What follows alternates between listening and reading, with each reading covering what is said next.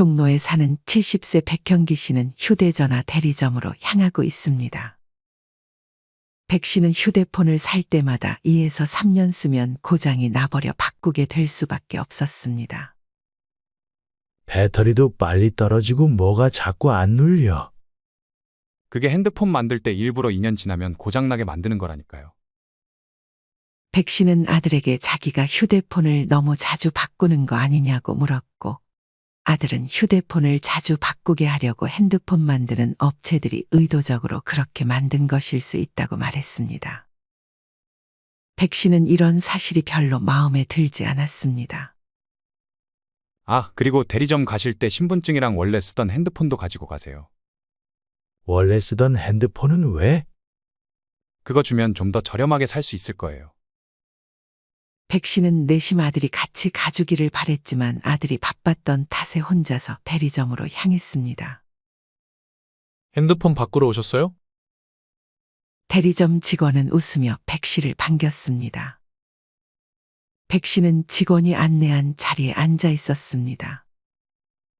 기존 핸드폰에 있던 데이터를 새 핸드폰으로 옮겨드릴게요. 기존 핸드폰을 주시겠어요? 이거 주면 좀 싸게 살 수 있나요? 직원은 그렇다고 말을 했고 백 씨는 별 의심 없이 기존에 쓰던 핸드폰을 건넸습니다. 그렇게 백 씨는 원래 쓰던 핸드폰을 직원한테 주고 새 핸드폰에 다시 적응하고 있었습니다. 하지만 백 씨는 이후 다시 한번 해당 대리점에 찾아갔습니다. 이유는 자신도 모르는 사이에 총 1,000만 원 가량의 돈이 빠져나갔기 때문이었습니다. 하지만 백 씨의 핸드폰을 바꿔줬던 대리점 직원은 이미 그만둔 상태였고 다른 직원들은 대책 하나 말해주지 않고 사과 한마디조차 없었습니다. 결국 백 씨는 경찰에 신고했습니다. 백 씨는 해당 통신사에도 연락했지만 연락이 잘 되지 않았고 자기들은 책임이 없다는 입장만 말할 뿐이었습니다. 나중에 밝혀진 사실로는 대리점 직원이 백 씨가 이전에 쓰던 핸드폰의 은행 어플리케이션으로 9차례에 걸쳐 총 1,000만 원가량의 돈을 써버린 것이었습니다.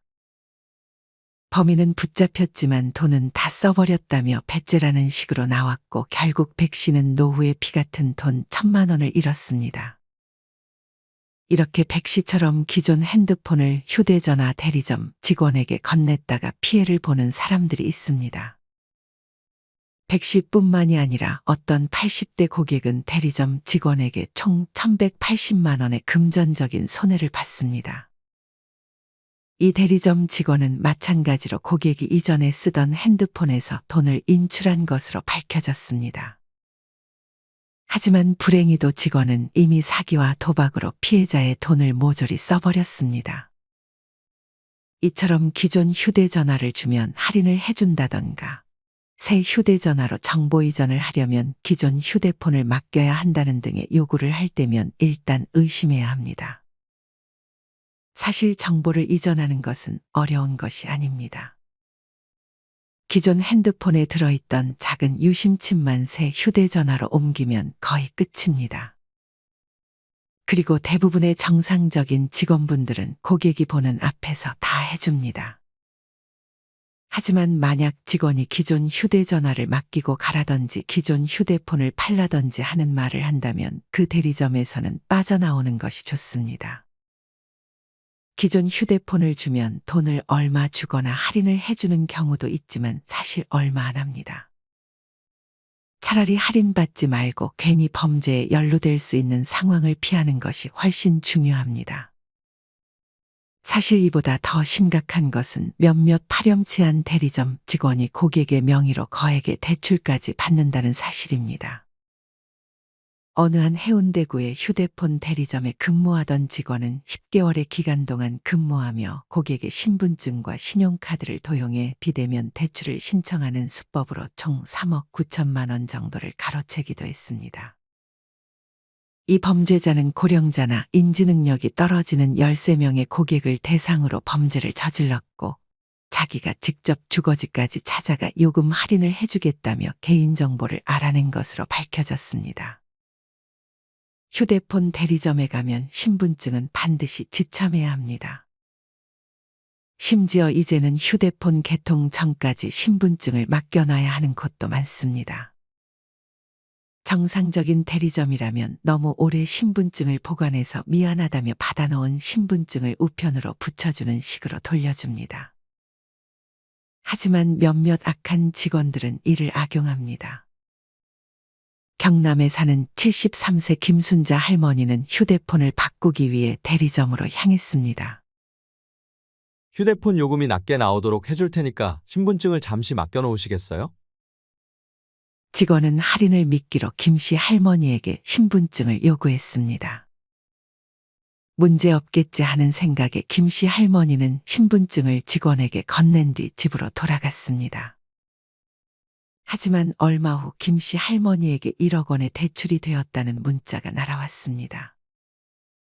김씨 할머니는 보이스피싱일 거라고 생각해 그 문자를 눌러보지도 않았습니다.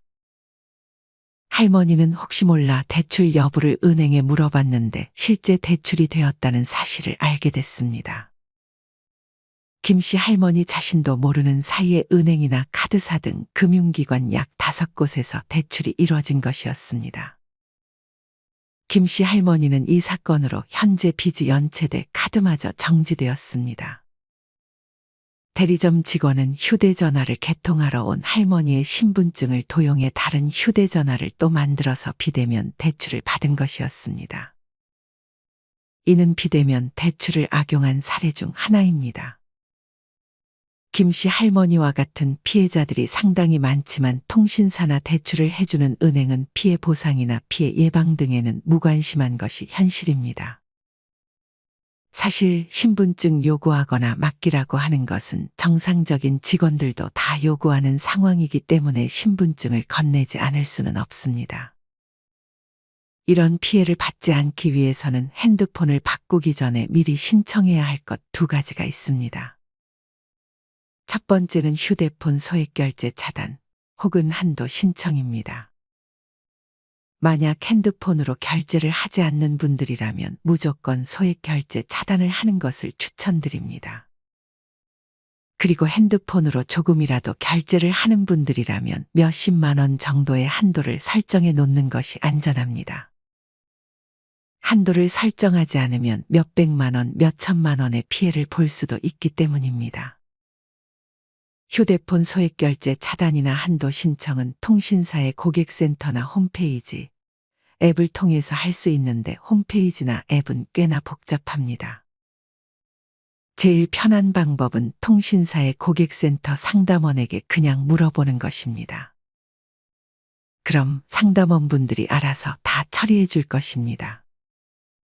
만약 내가 KT를 쓴다면 네이버나 구글에 KT 고객센터 전화번호라고 검색 후 전화를 하면 됩니다. 영상 초반에 1,000만 원과 1,180만 원의 피해를 본 분들 모두 소액결제로 피해를 본 분들입니다. 만약 소액결제를 차단했거나 한도 설정을 했다면 피해가 최소화됐을 것입니다. 이외에 미리 신청해야 할 2번째는 여신거래 안심차단 서비스입니다. 여신거래 안심차단 서비스는 이용자가 본인도 모르는 사이 실행된 대출 등으로 인한 금전 피해를 입지 않도록 신용대출, 카드론, 신용카드 발급, 보험계약 대출 등 개인의 신규 여신거래를 사전에 차단할 수 있는 서비스입니다. 즉 내가 아닌 다른 사람이 내 명의로 대출을 받을 수 없게 막아놓는 것입니다. 김씨 할머니도 만약 이 서비스를 신청했다면 피해를 보지 않았을 것입니다. 하지만 문제는 이런 서비스가 있는지 많은 사람들이 알지 못한다는 것입니다. 특히나 고령자 분들이라면 거의 95% 이상은 이런 서비스가 있다는 사실조차 알지 못할 것입니다. 실제로 어떤 한 분이 여신거래 안심 차단 서비스를 신청하고 나서 은행 직원에게 이 서비스를 가입하러 오는 사람들이 많냐는 질문을 했습니다. 이 질문에 은행 직원은 고객님이 처음이라고 답했습니다. 이 서비스는 작년 8월, 9월쯤에 시행되어 얼마 되지는 않았지만 그래도 벌써 반년 가까이 시행 중인 서비스입니다. 안심차단 서비스를 신청하려면 거래 중인 금융회사 지점을 방문하면 됩니다. 여기서 말하는 금융회사 지점이란 은행, 저축은행, 상호금융권, 우체국을 말합니다. 거래 중인 은행을 모두 방문하지 않고 한 군데만 방문하면 은행, 보험, 증권, 카드사 등 모든 금융회사에서 여신거래 안심차단 서비스가 적용됩니다. 이 서비스를 신청하려면 지점 문을 열고 번호표를 뽑고 가입 완료까지 단 7분도 걸리지 않습니다. 고객이 많을 때 1시간 정도 기다린다고 해도 1시간 7분만 투자하면 보이스피싱이나 명의도용 등으로 나도 모르는 대출이 실행될 가능성은 0%가 됩니다. 한 번만 신청해 놓으면 대리점 직원들뿐만 아니라 노후에 나에게 다가오는 범죄자들이 내 명의로 대출을 하려는 시도를 원천 차단할 수 있습니다. 귀찮음을 딱 한 번만 감수하고 휴대폰 소액결제 차단 혹은 한도 신청, 여신거래 안심차단 서비스는 꼭 신청해 보셨으면 좋겠습니다. 그리고 이왕이면 고령자의 경우 자식과 함께 대리점을 방문하는 것이 좋습니다.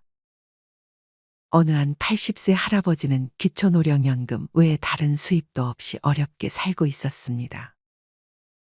하지만 할아버지는 휴대폰 대리점에서 90만 원 상당의 휴대폰을 강매당했습니다. 할아버지가 바꾼 휴대폰은 심지어 최신 휴대폰도 아닌 출시된 지 오래된 휴대폰이었습니다. 할아버지는 계약서를 매장에 두고 온 상태인데다가 쓰던 핸드폰도 달라 해서 반납을 한 상태였습니다. 할아버지가 48개월 동안 매월 내야 할 돈은 무려 8만 원 가량이었습니다. 심지어 한 달에 100메가의 데이터도 쓰지 않는 할아버지였습니다. 말 그대로 직원이 덤탱이를 씌운 것이었습니다. 이런 안타까운 사연을 누군가 인터넷에 올렸고 어느 한 선량한 청년이 할아버지와 함께 해당 대리점을 방문했습니다. 청년은 당장 이 모든 사실을 따져 요금제도 낮추고 할아버지가 줬던 기존 휴대폰도 돌려받았습니다.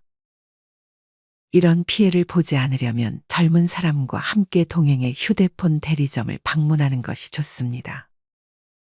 만약 주변에 젊은 사람이 없이 홀로 살고 있다면 사회복지사에게 도움을 요청해 볼 수도 있습니다.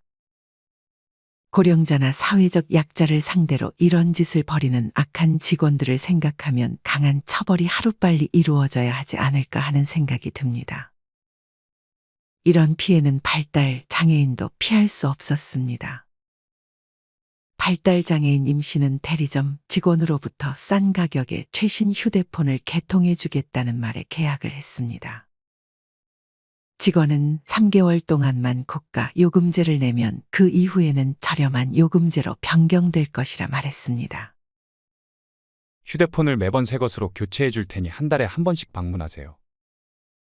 하지만 직원은 임 씨 몰래 임 씨의 명의로 총 5대의 스마트폰과 1대의 태블릿 PC를 개통했고 대부분 10만 원이 넘는 최고가 요금제였습니다.